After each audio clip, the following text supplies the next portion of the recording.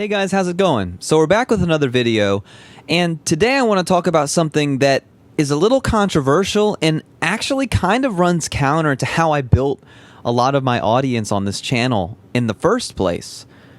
I'm going to come out and just say it.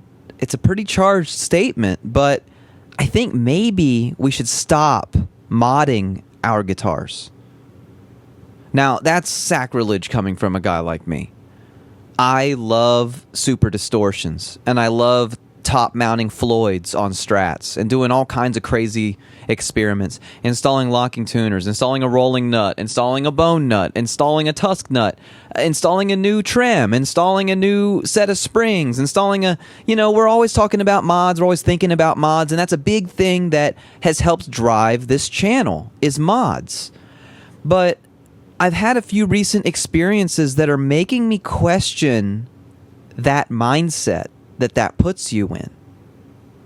So the first one happened a few years ago, actually. It was a Starcaster Strat by Fender. You guys probably remember it's a red Starcaster Strat by Fender. It's the S1. It's got the arrowhead headstock. And I remember I got that guitar. It was used. I pulled it out of the box, and I was blown away by how it felt and how it sounded and how it played and how it was just a great guitar. I'm sitting there playing it, and I'm looking down like, it can't be this good. No way. This is like a $50 guitar. It's not this good. There's no way it's this good. And there was like a certain kind of feeling that I got from that. Laying on the workbench out off the frame were all the parts that I ordered for the guitar. Because I bought the guitar and said, I'm going to buy the guitar, I'm going to upgrade it, I'm going to install Seymour Duncan Invader looking pickups, new trim, a new neck plate, new tuners, all this stuff. And so we did a video on it, and I installed all that stuff. We installed push-pull also. I think that was a successful mod. And I stand by my conclusion at the end of that series was it was a fun guitar, sounded good, I was proud of it, it looked different, I guess, it looked cool. I really liked it, I was proud of it. But the thing I didn't really say at the time, and I've said in a couple videos since, was it kind of felt like the soul got sucked out of it somehow. Because I was no longer holding a guitar that cost me $50 or less that was blowing me away with how good it was for that price. Instead, I was holding a guitar that was a couple $100 or more in parts. And it really makes you think about stuff differently. Was it a good guitar? Yes. Was it worth the money? Yeah. Custom? Yeah. People enjoyed the video. It was a good guitar. It was a fun series. It was a fun mod to do. But I've regretted that ever since. I still have the original pickups, and I've been thinking about reverting the mod. That's one example. The other example is the Epiphone Les Paul Studio. It's back behind me, that brown one, right there. Smokehouse Burst. I got it for Christmas from my wife. It was my first real Les Paul Epiphone inspired by Gibson. Coil-splitting humbuckers. And no, the pickguard's not messed up on it. I just have a thing about not taking plastic off of things. It's weird. I like to leave it on there until it falls off. But same thing. Got it out. It played amazing. For what it cost, I think it was $4.99 is what that thing cost. It cost nothing to me, though, because it was a gift from my wife, which is incredibly special. First guitar she ever bought me. But it was special. It felt good. It sounded good. It looked good. I loved it. But what did we do? We immediately modded it. We put a rolling nut. We put a rolling bridge. We eventually put a like a less trim looking thing. We put locking tuners. We did all the stuff to it. And I regretted it. And I didn't lie to any of you. I did enjoy the finished product. It's still one of my very favorite guitars. If you look at it now, it looks a lot lot closer to stock than it did. Right? I took the locking tuners off. It still has the roller nut, and it still has the roller bridge, but I put a kind of a standard-ish tailpiece back on it, and, but I've never really forgiven myself. It's like letting the genie out of the bottle, or letting the mojo escape. You know what I mean? Sometimes you pick something up and it just has it. It's like a cool truck or a car, right? You get in it and you start it up and it sounds good and it feels good to drive and oh, you just love it and you just want to take that thing out on the road, but you can't help yourself and you got to make mods to it. Then you look back and you're like, I had a Mustang like that. It was a 95. Same thing. It was magic when I got in that thing. It was an automatic, it was a V6, but it was fun. It was mine. I enjoyed it. I liked it for what it was. But I modified the exhaust and added a subwoofer and all kinds of stuff, and I regretted it. I liked it when it was what it was. So, what am I saying here? Well, if we compare the end product, let's not talk about you let the mojo out. Let's talk about the end product and compare it objectively to other things. I will tell you the direct opposite. There's two direct opposites to this scenario of modding a guitar. Okay? Balloons. I don't know how I did that. Was it this? Nah. There's two direct opposites to modding a guitar. The first is building your own. And by building, I don't mean you cut the wood and then you shape the wood and you carve it and you carve out the pickup. No, I'm saying that you buy all the parts, like the body, the neck, the pickups, everything, and you assemble it yourself. That's the first thing to compare it to, because then it really is custom. Instead of like taking the meat of something and adding to it, or taking pieces off of it and adding to it, you're picking every piece, okay? The Annihilator, which you've seen on this channel before, it's my black super strat looking guitar that has a Seymour Duncan Invader, a non-fine tuning Floyd Rose. We did a video on that recently. That's my very favorite guitar. It's got a Warmoth neck with a fat, like a U-boat, I think is what they call it, neck profile. 12-inch radius, conversions, Gibson scale neck. It's all the things that I love, and it's all in one guitar, and it is my favorite guitar to play. I love it. I love it. If I had to do the biggest show in my life, that's probably the guitar I'd take with me. And I don't regret it at all, because it was like, this always was modded, right? From the moment that I put it together, it was a mod. I didn't change anything on anything else. It is what I made it to be. Another example is my hardtail Robert Cray body Fender Strat. We did a video on that recently. Pretty much the same deal, right? I picked the ultra hot noiseless pickups, and I picked a left-handed Black Label neck, and I picked a purple body that was a hardtail. I picked all of that stuff, and it was always custom for me. It was always a mod. It was not taking something that already existed and making it better. And notice that this whole time, we've been talking about making something better. It wasn't that something was bad and then I made it good. It was that I took something that was already fine and I made it better. Why? It didn't really need to be made better. Sometimes the inspiration that you can receive from an off-the-shelf guitar, it trumps any kind of mod you can make to that guitar. The Kramer Baretta Special is a great example of this. Yes, I added a brass nut and I added locking tuners, but I didn't change the pickup. It's the stock pickup. And it has that magic in it still. That pickup should not sound as good as it does, but it does. And it's got that magic. And that gives me the inspiration to be like, man, if I can make this guitar sound good, then imagine what it would sound like. And then I stop myself and I say, no, make this guitar sound good. We're always reaching for the next thing, right? We all have ambition, and we should have ambition. We're always reaching for the next thing, and usually it's a mod or another guitar. But sometimes you gotta just take what you have, and this works in other things in your life too, and be happy about what you have and make what you have work for you. And that is not a deviation from the message that I give you on this channel. We're all about making do with what we can. Usually it's with tools or doing stupid stuff like taking a flathead screwdriver and a hammer to chisel out wood in a spring cavity or something stupid like that, but make good with what you have.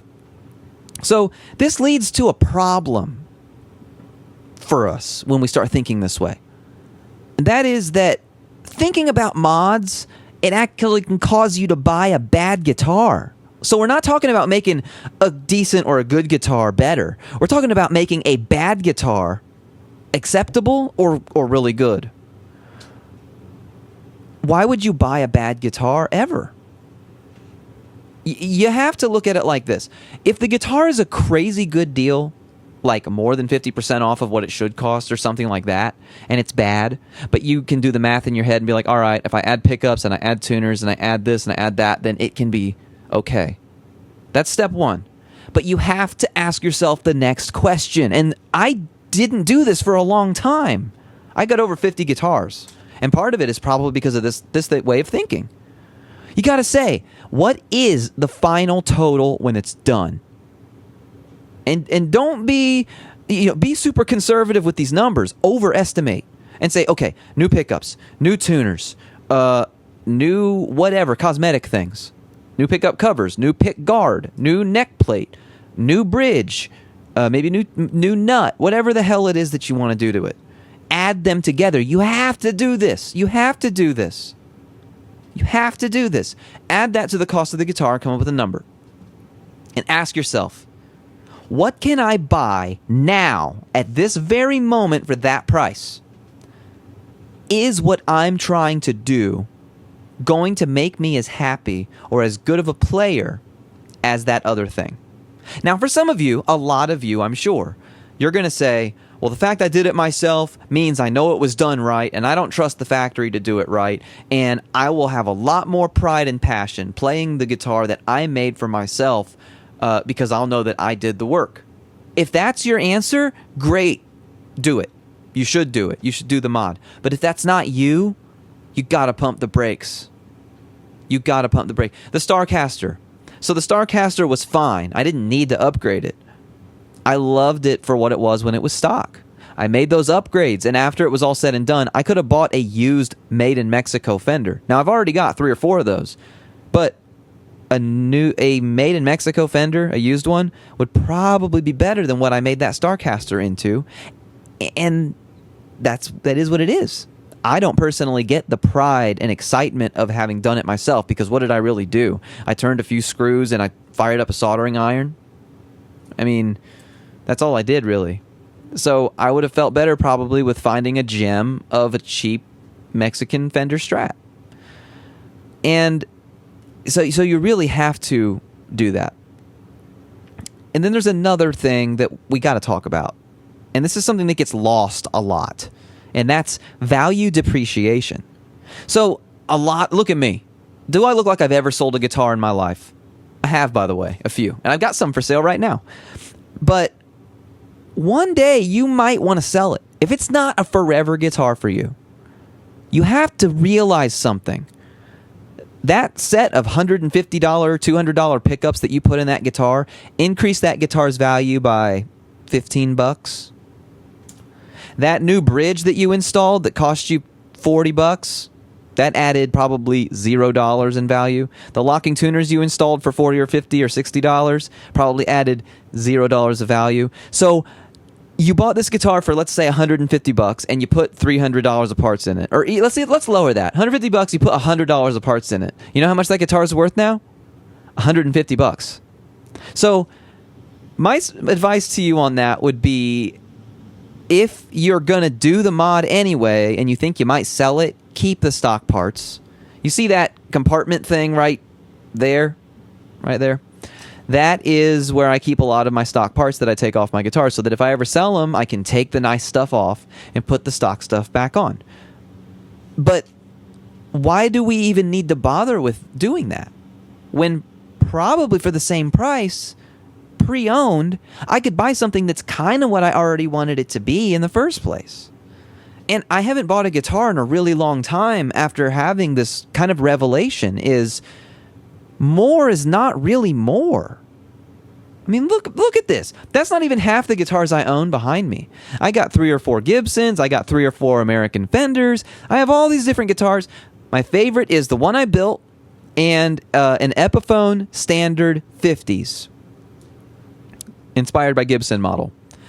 And the thing about that just blows my mind is those two guitars could not be more opposite from one another. The one I built myself is all the parts I chose.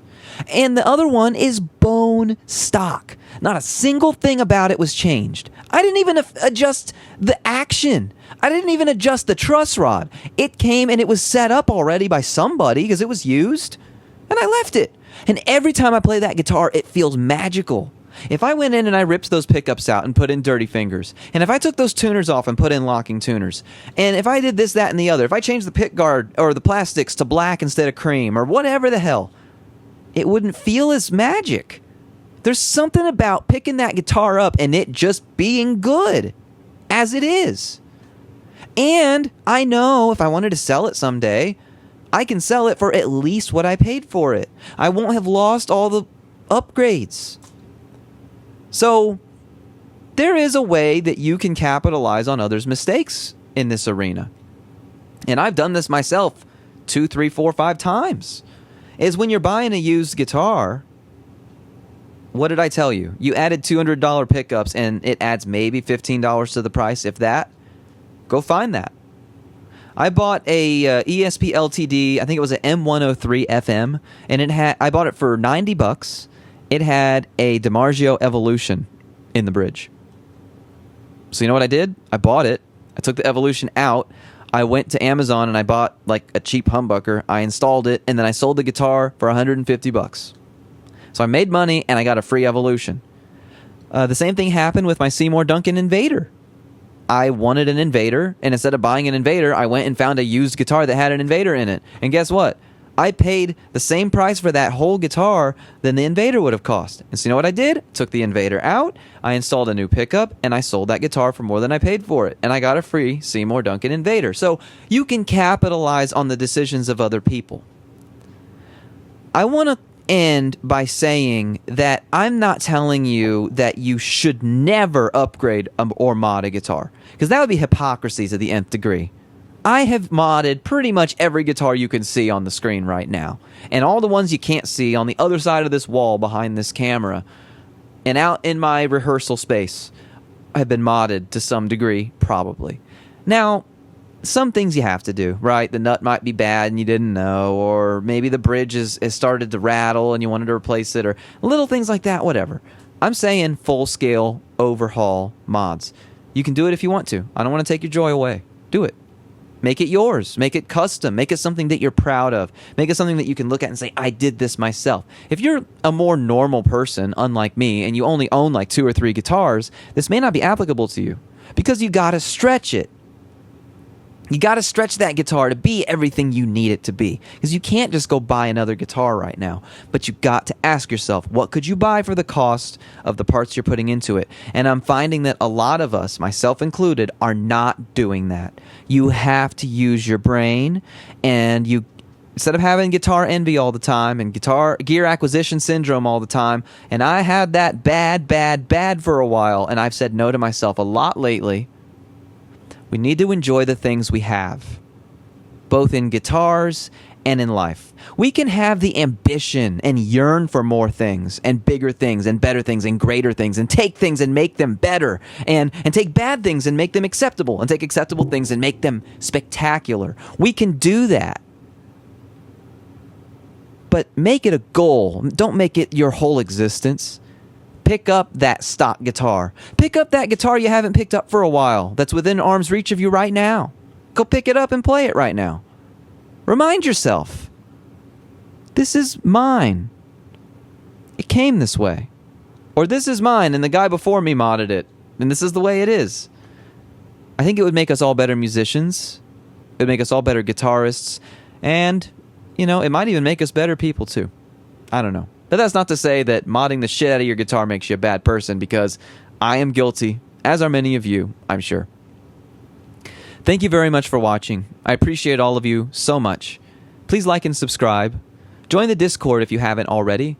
There is a link in the description below. We talk about guitar, gear, etc., mod discussions, mod suggestions, amp purchase discussions, guitar purchase discussions, whatever it may be. We talk in there all the time, and we have a really great time doing it. So there you go. Thanks again. I appreciate all of you so much. See you next time, and keep on rocking.